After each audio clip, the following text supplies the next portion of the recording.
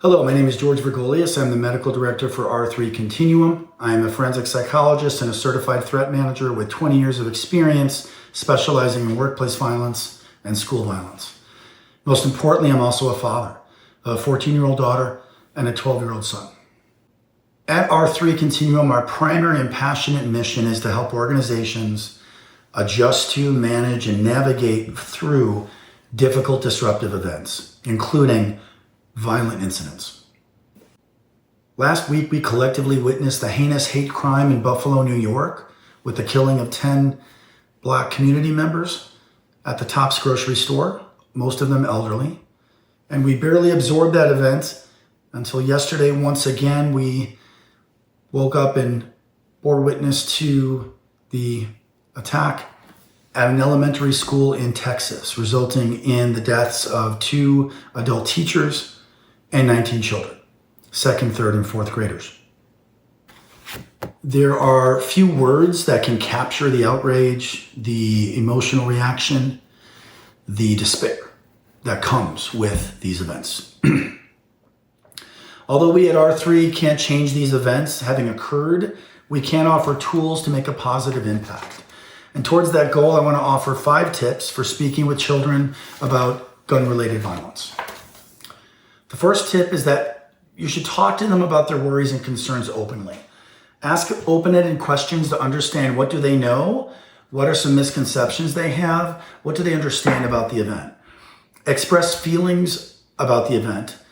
Get them to open up about that and express their feelings and thoughts. And then you should also share your feelings as well. And you want to adjust that to their developmental age. Secondly, adjust your dialogue to what you think they can handle emotionally. Kids at different age ranges and even kids of the same age range with different maturity levels will react differently to these events. Kids that have been previously traumatized may have a more difficult reaction, and you need to adjust that dialogue and that discussion accordingly. Number 3, reassure them about safety. These attacks are high impact, but they are low probability events. They are unlikely to occur in any given school or any given school district. It's also important to remind children about all the wonderful and exceptional measures that schools have taken to develop threat management teams, threat assessment and reaction protocols, and security protocols. In total, schools are a pretty safe place to be for kids and one of the most safe environments for them to be in the aggregate. And it's important to remind them of that. 4, reduce exposure to media and social media. This is not the time for information overload, particularly information that may not be accurate or may have been created simply for sensationalistic purposes in order to get clicks or additional views. We want to be cautious of exposing them too much to that. Ideally, you would want to titrate their exposure to those situations and that media over time so they're not overwhelmed. Many of our kids, including my 14-year-old and 12-year-old, have their phones. It may be very difficult to get their phones back from them at this age with how much they're involved in activity and social media. So rather than trying to completely take the phone away, what you may want to do with some of the older teens where that might be more difficult, you want to at least check in with them periodically, once a day, twice a day, about what they're hearing about these events, what they're seeing online, what they're being exposed to. And the goal there is to be able to correct any misinformation and give them an avenue to digest the information and talk it through. It's really important to give them that opportunity.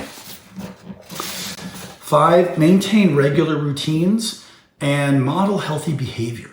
This is really important. Our kids will look to us for normalcy, as well as when something is not normal or off.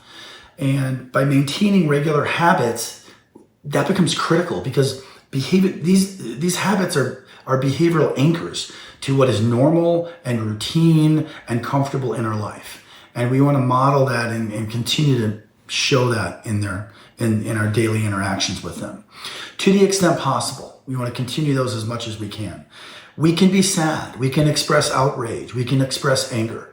Those are human emotions and they're very normal in response to these events. But we also want to model a proper and productive way of managing those emotions and coping well through those events. And we want to be able to show our kids how to do that effectively.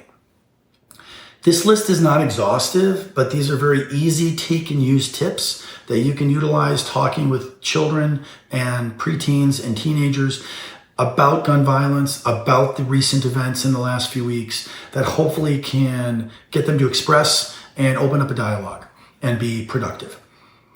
Thank you for listening. Take care of yourself and take care of those you love.